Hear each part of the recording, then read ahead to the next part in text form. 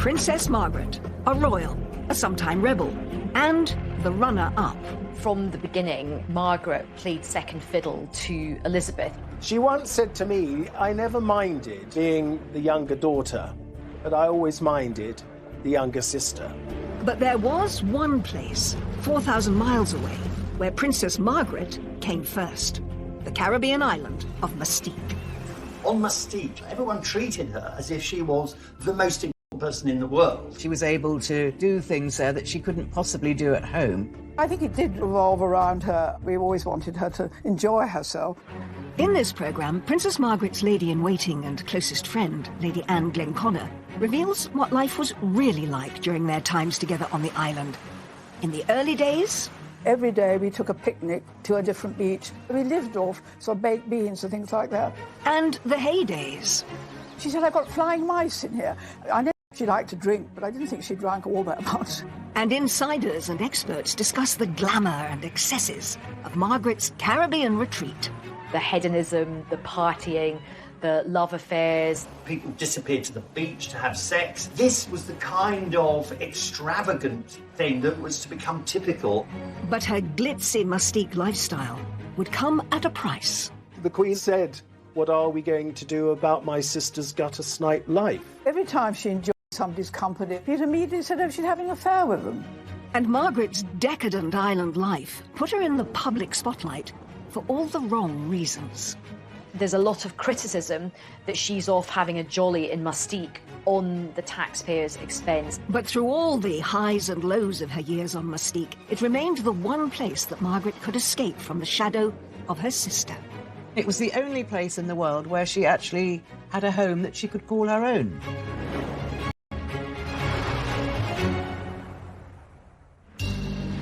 January 1976. Princess Margaret arrived by private plane on the beautiful and secluded Caribbean island of Mystique. She was here to celebrate the 50th birthday of a close friend.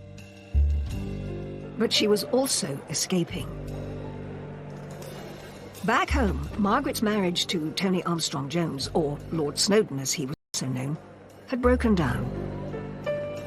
He'd had numerous affairs, and Margaret needed to get away from London and from him. And Mystique was the perfect place. Tony became a serial adulterer. What started the rumours about your marriage? You know more about this than I do, I'm afraid. The media were already making money. Who were concerned. Her sister, Queen Elizabeth, had reached the end of her tether. The Queen had said to Prime Minister James Callaghan words to the effect of, what are we going to do about my sister's gutter snipe life? The trip to Mystique would give Margaret a chance to get away from all of her troubles and have some fun. Princess Margaret liked excess, and key to all this is that she was the centre of attention.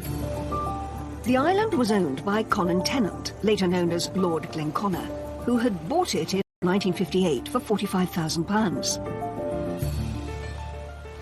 He'd always had this dream about having a proper island, I think.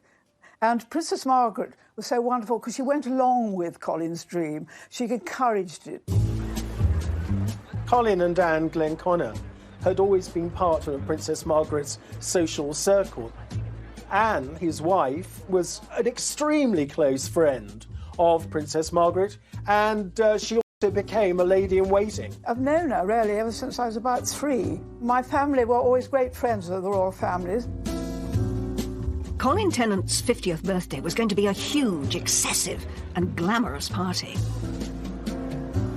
He was an ace putting on parties, and he was really only happy when he was doing that. You could do whatever you liked. People disappeared to the beach to have sex, skinny dipping in the sea, and this was the kind of extravagant thing that was to become typical. He was like a ringmaster, really, in a circus, arranging everything and controlling everybody and don't do this and don't do that. The star-studded party was the epitome of opulence and a world away from the stuffy life of the royals back in the UK. It was like a big house party, really, and everything was gold. There was lots of photographs taken. Bianca Jagger was brought in on a sort of and litter carried by some local boys that were completely naked except for a golden coconut positioned in the right place. That was quite a sight. And it really captures the spirit of the 70s and also the spirit of hedonism on the island. Colin was so extravagant. He even sprayed the grass gold. His wife, Lady Glenconnick, sprayed her face gold and then regretted it afterwards because it was deeply unflattering. It was terrible because every time I moved my face or smiled, the whole of my face was cracked in a very unbecoming fashion. And Colin kept on saying, "Aren't you enjoying yourself?" I said, "Yes, I am, Colin, but I can't smile." Of course, the belle of the ball was Princess Margaret. She had the most beautiful dress that we'd had made for her, so she was thrilled. Turban on. It was Colin's party, but Princess Margaret ruled the roost, as she usually did on Mustique. It was a welcome break from the royal pecking order in Britain. From the beginning, Margaret played second fiddle to Elizabeth. I think it's really difficult for Margaret. You know, she is an extrovert, she's quite an alpha type, and I don't think she takes kindly to playing second fiddle. She once said to me, "I never minded being the younger daughter, but I always minded the younger sister." On Mustique, she could be queen. Everyone kowtowed to her. Everyone treated her as if she was the most important person in the world. I think it did revolve around her up to a point, you know, because Colin wanted her to be happy and we always wanted her to enjoy herself. But even though Margaret could relax and party on Mustique, she didn't want anyone to forget that she was royal. So people still had to curtsy and bow to her, even if they were in bikinis. And there were stories of waiters having to swim out to give her a cocktail. When she went swimming, because she was easily bored and insisted that people talk to her. One was deputed to swim with Princess Margaret. She had this beautifully coiffed hair, so she would swim very upright, doing a breaststroke, very, very slowly, looking ahead. And then I developed a sort of side stroke where I could keep up with her, doing a sort of doggy paddle with one hand. By the time of Colin Tennant's party, Mustique had become Margaret's very own pleasure kingdom, a centre of glamour and excess, and a refuge from her troubles back home. But when she first visited, back in the early 60s, life on the island was shockingly different.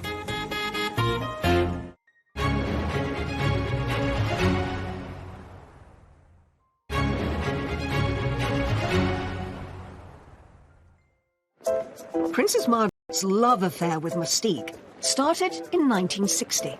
She first visited the island during her honeymoon tour of the Caribbean with her husband.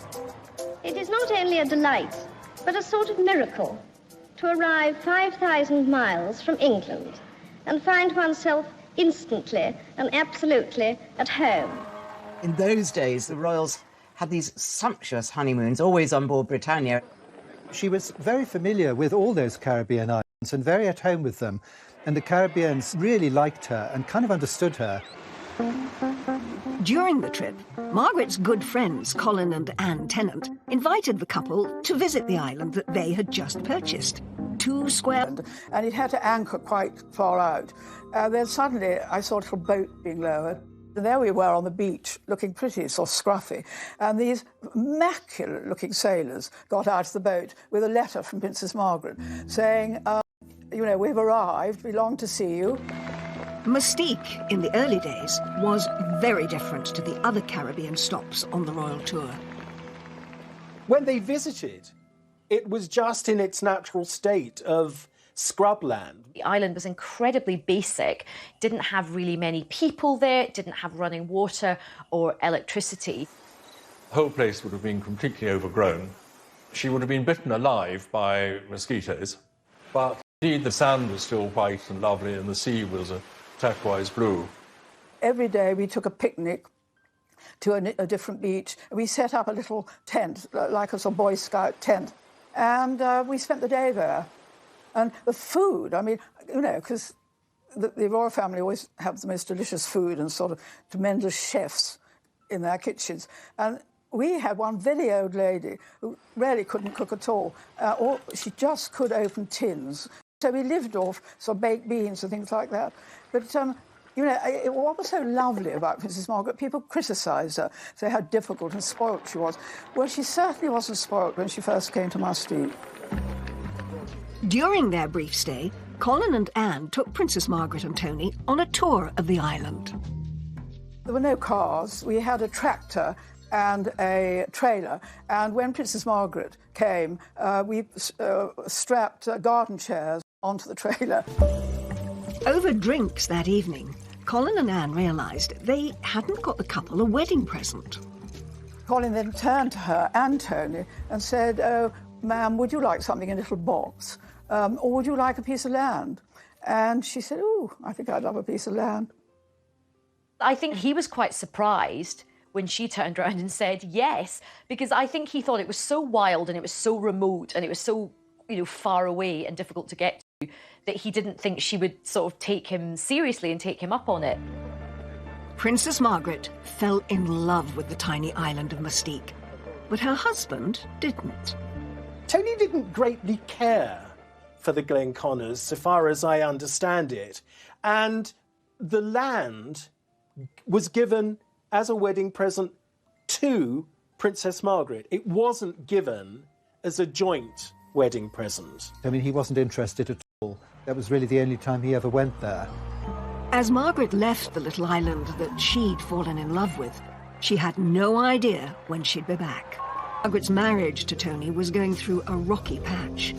Rumours were rife of Tony's affairs, with men as well as women.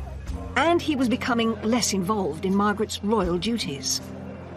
It was said that their life together at Kensington Palace was a bit of a war zone. They had this very fiery relationship. They fight a lot.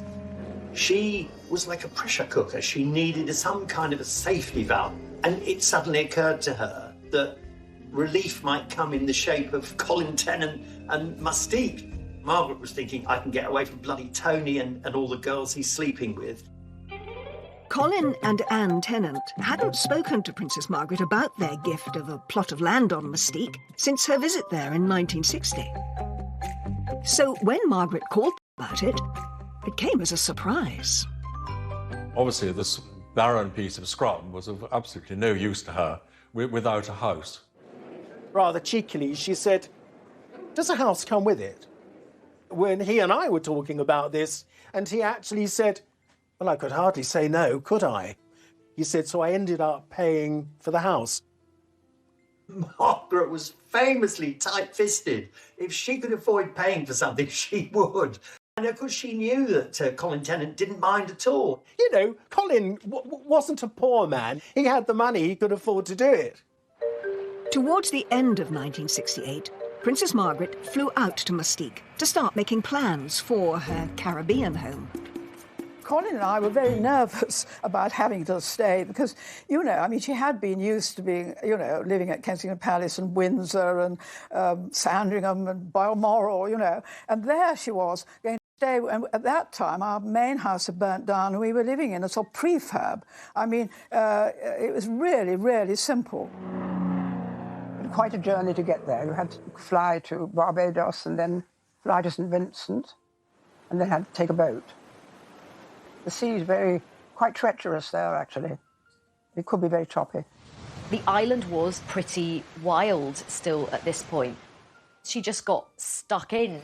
Roughing it on Mustique in those early days did mean just rigging up a sort of Heath Robinson contraption of a shower. She had to go outside, stand under a tree where we had a bucket. The bucket had holes in it. They filled up the bucket and she stood underneath. The water was like the water in Scotland. She probably recognised it from the Balmoral area. It was orange. You know, there was so much clay in it. There's a story about how at night these huge mice start to try and sort of throw themselves at the mosquito net. I remember the first time she went to her room, to bed, and I was sort of tidying to her bedroom. And she said, "I've got flying mice in here." And I said, "Ma'am," I knew she liked to drink, but I didn't think she drank all that much. But it was quite true. There were these tiny mice, and they ran up the mosquito nets and jumped from one, because there were two beds in her room, from her bed onto the other one. And I think she told the Queen, who simply didn't believe her, because I remember when I then next saw the Queen, she said, "Margaret had the most extraordinary story." flying mice. And I said, well, actually, it was true. There was no easy way for Princess Margaret to get to her plot of land, so she was forced to walk up to it. They had to trek along narrow paths where she might easily have got the royal legs scratched a bit. We dressed her in Colin's pyjamas, we tied string round her ankles and wrists, and out we went to find where we thought she'd like to build a house. So we had this wonderful picture of the Queen's sister in what presumably were oversized pyjamas, trekking over this very rough territory in very high temperatures. It's perched up very high with a wonderful view over the sea below and over the bays and things. And so it must have been heaven to be up there. When Margaret saw the land, it said she wasn't totally happy with the size of it. We suddenly saw her taking the pigs out and disappearing off into the jungle. And Colin said, what are you doing, ma'am? And she said, well, I think I need a bit more land. So Colin said, why? And she said, well, I've got to have gatehouses for my security. She was very keen to have Oliver Messel design the house, partly because she loved his designs. He was an eminent theatrical designer, and she'd seen his house on Barbados and loved it. It is extraordinary that as Princess Margaret demanded more and more, she demanded perfection when the house was being designed. I don't think it ever occurred to her to offer to pay for some of the work. As work on Margaret's house got underway, Colin Tennant picked up the bill for everything. And soon, the princess realised that her new house could be the perfect place to invite her gentleman friends. It was a very discreet spot if she wanted to bring any lovers there. I think it was more because she needed to feel better about herself. She'd been rejected effectively by Tony and she didn't like it. One of the most persistent of Mustique rumours was that Princess Margaret met and had a relationship with a guy called John Bindon. Margaret first met John Bindon when he was on holiday on the island. He is supposed to have shown his party trick to Princess Margaret. With his member. The last thing Princess Margaret was a prude, so she'd have loved his party trick and she'd have laughed. There was a photograph of them together, not in any compromising situation, but of course the rumour mill went into overdrive and there was lots of speculation that they were having this clandestine, illicit affair. He certainly boasted about it, and he talked quite vividly about his affair with Margaret. But maybe that was just him, but certainly the story took legs, and subsequently there have been several films made about it. John Bindon's wasn't the only name romantically linked to the princess. Margaret was photographed with many men, like this one, where she looks captivated by the front man of the Rolling Stones. Mick Jagger was persuaded very early on, and apparently by Princess Margaret. He was persuaded to buy a house on Mustique, which he still has. Princess Margaret was great friends with Mick, and of course they'd lived on the island together. People said they had an affair. It's absolutely untrue. Every time she enjoyed somebody's company or laughing with them or dancing with them, you'd immediately said, oh, she's having an affair with them. And absolutely untrue. There were always tons of rumours circulating about what was happening in Mustique because it was such a party island and everybody just mixed. Everybody would go to each other's houses. Princess Margaret's house was finally completed in February 1972. It had 4 bedrooms, a swimming pool and stunning views over the coast, as seen in these images from the ITV programme Wish You Were Here. Princess Margaret christened her holiday getaway Les Jolies Eaux, pretty waters. It was most often described as a villa, the princess's Caribbean villa. And she didn't like that. She said, a villa? It's not a villa. It makes it sound like something you'd find in Brighton. She said it wasn't a villa, it was a single-storey house. It was amazing that she built a house, and that, of course, encouraged other people to come. Interesting thing is it was really the only home she ever actually owned, because in London she lived at Kensington Palace, which is not, which is just where princes and princesses live, but they own those places themselves. One thing that Princess Margaret put on the wall inside her house was a framed copy of Annigone's portrait of the Queen. This stern portrait was an imposing reminder of her royal duty back home. You know, it was one place in the world that she could completely relax. She felt very free there at home. Princess Margaret's house on Mystique was one of 17 estates eventually designed and built on the island by Oliver Messel. But as the island developed and the rich and famous began to flock there, the press began sniffing around. And before too long, that would cause trouble. Princess Margaret's two lives, this party girl who loved living dangerously, combined with the formal role she had as the Queen's sister, was very soon to be thrown into chaos.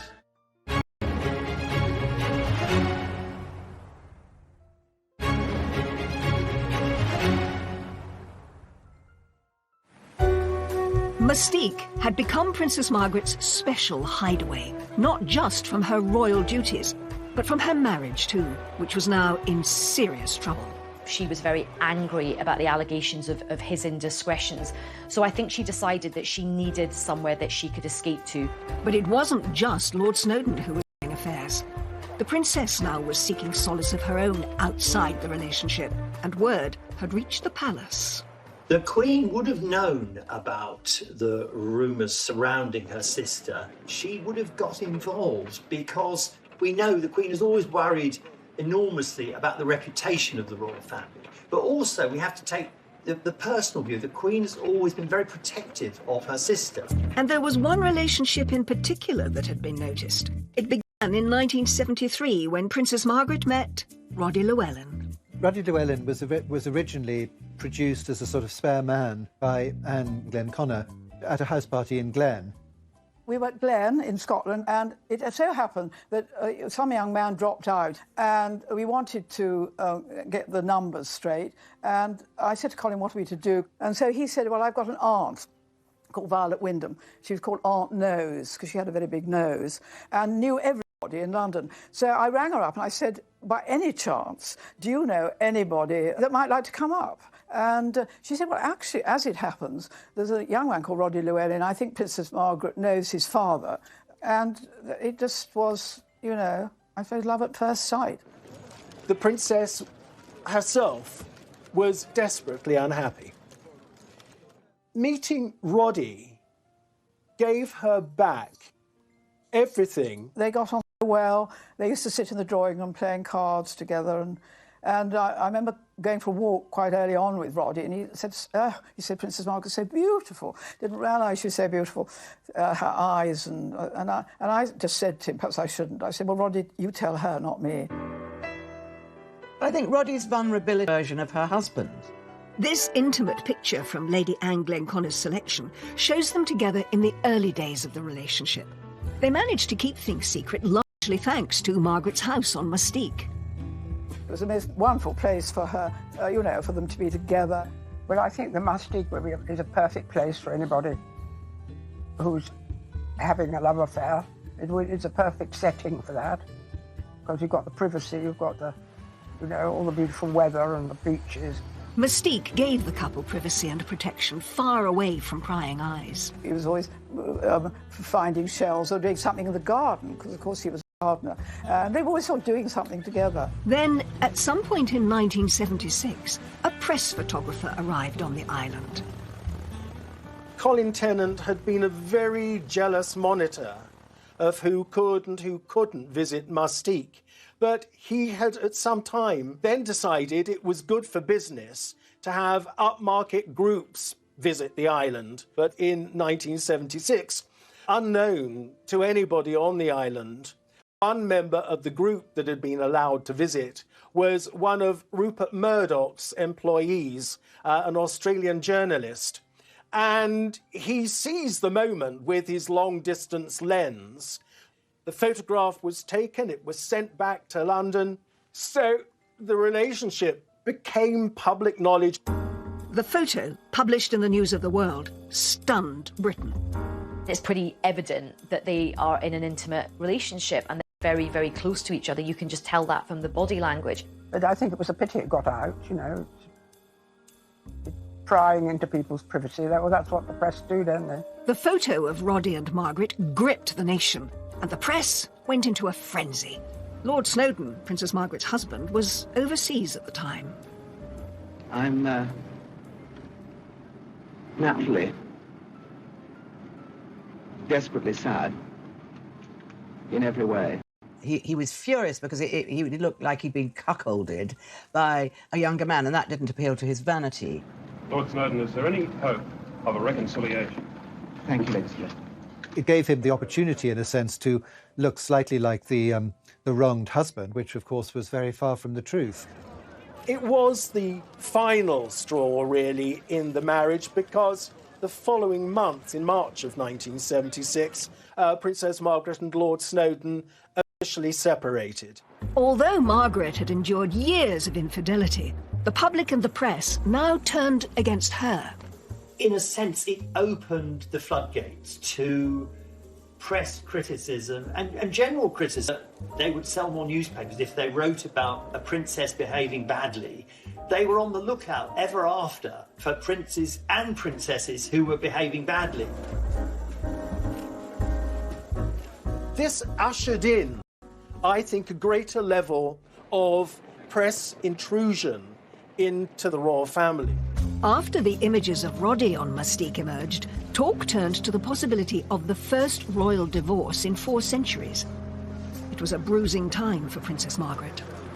She had lost public support because I think people were quite horrified by the Roddy Llewellyn affair. So, you know, her rating with the public had fallen hugely. Once again, Margaret turned to her sanctuary, Mustique. Margaret's separation had put pressure on her relationship with her sister, who'd always hoped that the marriage could be saved. But in 1977, the Queen paid a visit to her sister on Mustique. The Queen was on a Silver Jubilee tour of the Caribbean. She still had the Royal Yacht Britannia, so they were able to pay Princess Margaret a visit. Margaret was absolutely delighted when the Jubilee tour of 77 brought the Queen and Prince Philip to Mustique. I mean, she'd been longing to show her sister her house. You know, Colin was so excited to have them there, of course. Well, we were all absolutely thrilled, I can't tell you. Colin nearly fainted with pleasure, but he thought he'd never get the Queen to come to Mustique. But it was tremendous. Anwar Hussain was one of the few photographers permitted to capture the extraordinary moment. The Queen visited her sister on the island.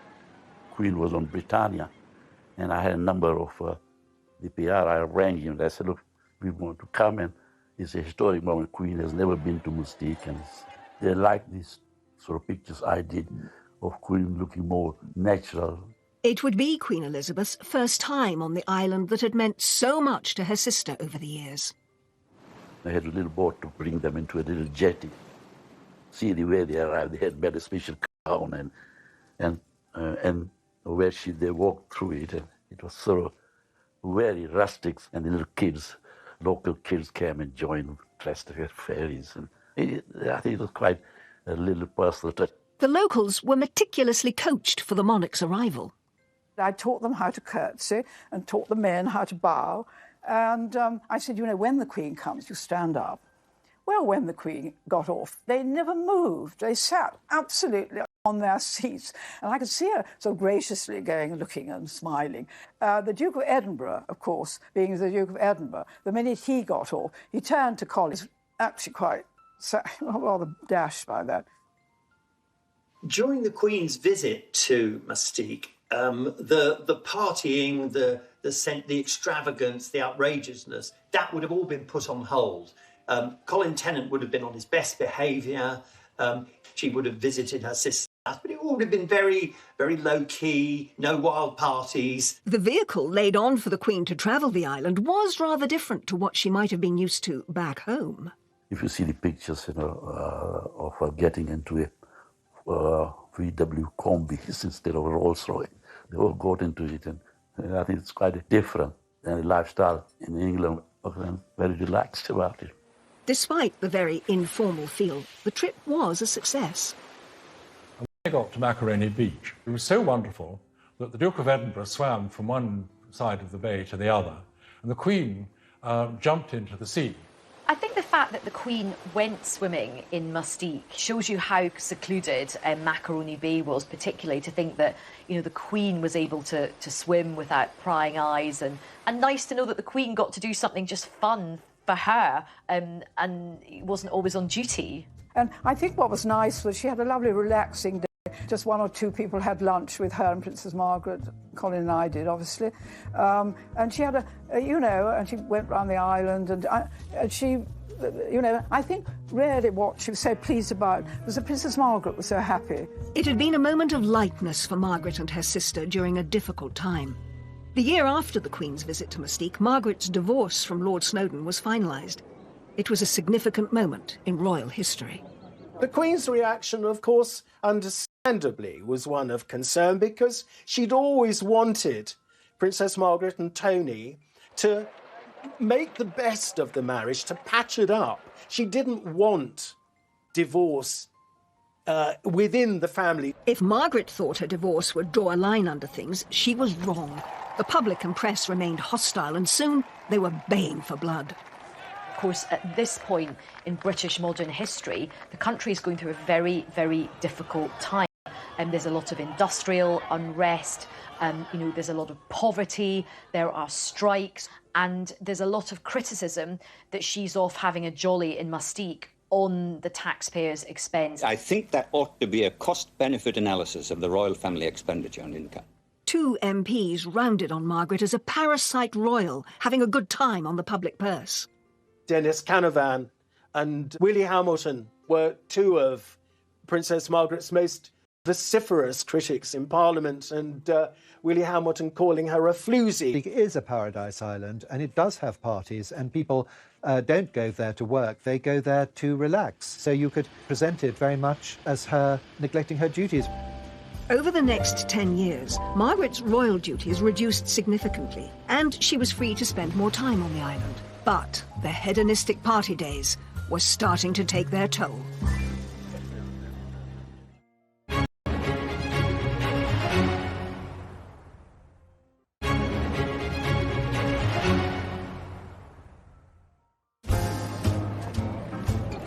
After a turbulent time on and off Mustique during the 1970s, Princess Margaret finally separated from Roddy Llewellyn in 1980.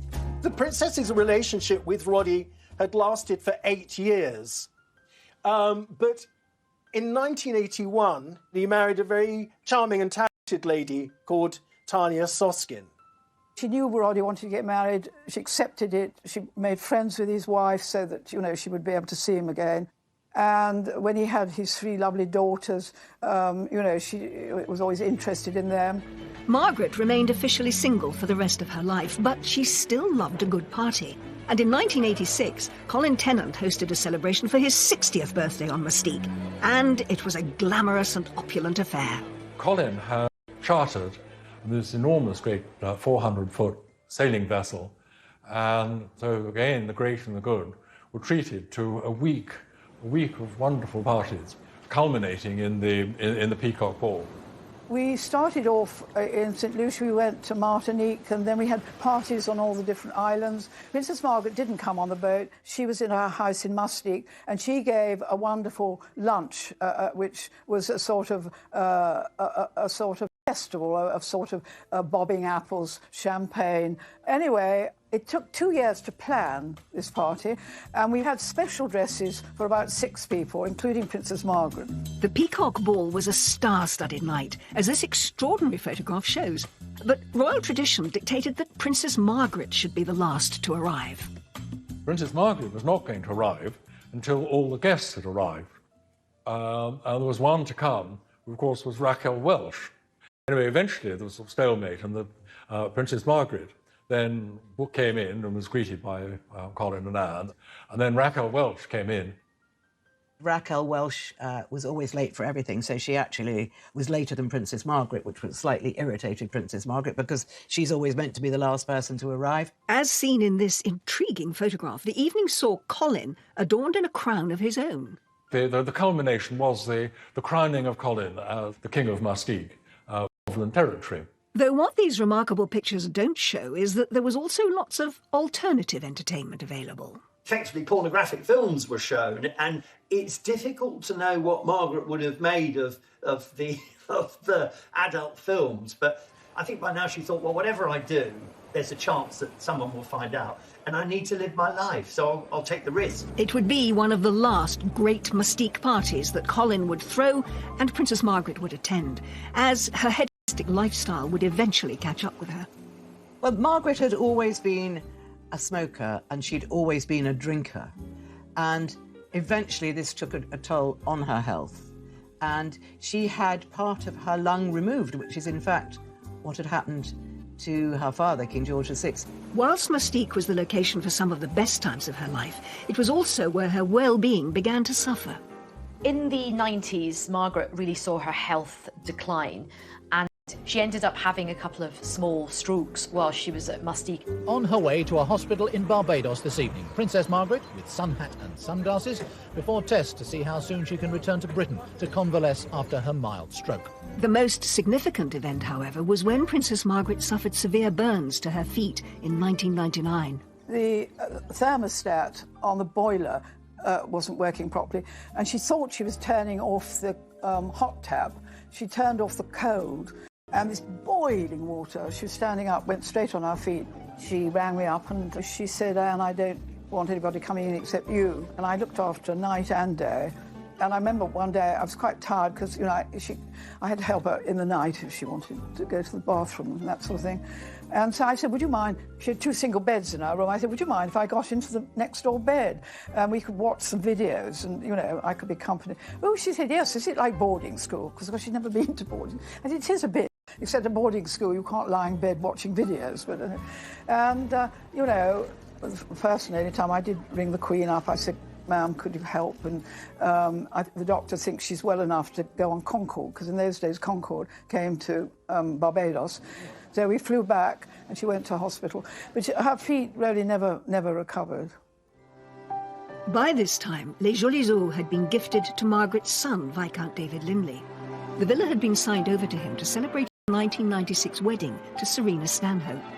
I think that most people like a sense of continuity, and I think Princess Margaret probably did hope that it would go on being a happy home for her descendants. But as with so much in her life, Princess Margaret's hopes and dreams did not quite come into fruition. In 1999, Viscount Linley put the villa up for sale. So Princess Margaret was really upset when her son decided her own rights. When you bear in mind what it had actually meant to her for so long, I think it hurt her very much. The villa was sold to new owners in the year 2000, and just 2 years later, Princess Margaret died. Draped in her own blue and crimson standard, Princess Margaret's coffin leaves the King Edward VII Hospital late this afternoon. Her ashes were placed in a tomb with her father, King George VI. It had been a life well lived, and Princess Margaret's time on Mystique had scaled the highest highs and touched some of the lowest lows.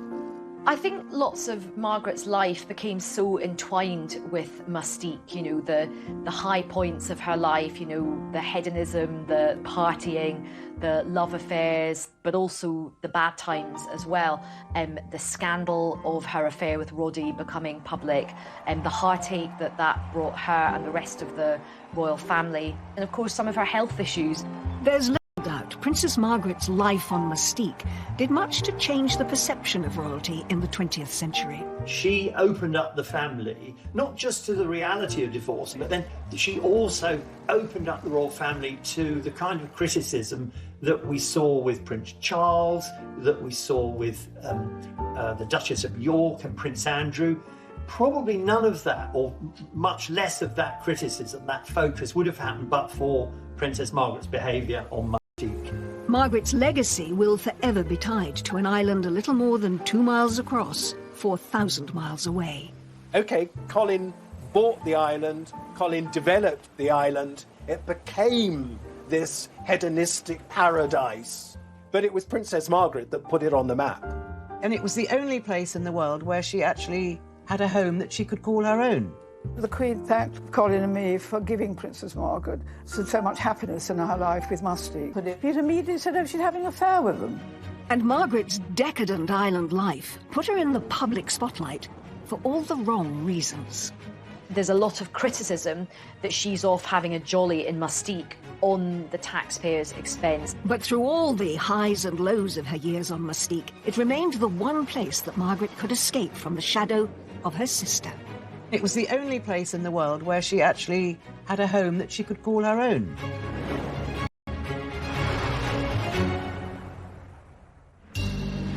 January 1976.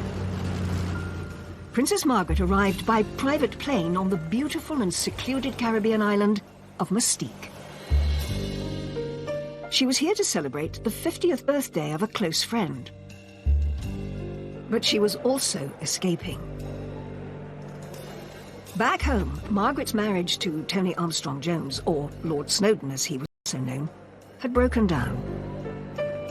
He'd had numerous affairs, and Margaret needed to get away from London and from him. And Mustique was the perfect place. Tony became a serial adulterer. What started the rumors about your marriage? You know more about this than I do, I'm afraid. The media were already making money. Who were concerned. Her sister, Queen Elizabeth, had reached the end of her tether. The Queen had said to Prime Minister James Callaghan words to the effect of, "What are we going to do about my sister's gutter-snipe life?" The trip to Mustique would give Margaret a chance to get away from all of her troubles and have some fun. Princess Margaret liked excess, and key to all this is that she was the centre of attention. The island was owned by Colin Tennant, later known as Lord Glenconner, who had bought it in 1950.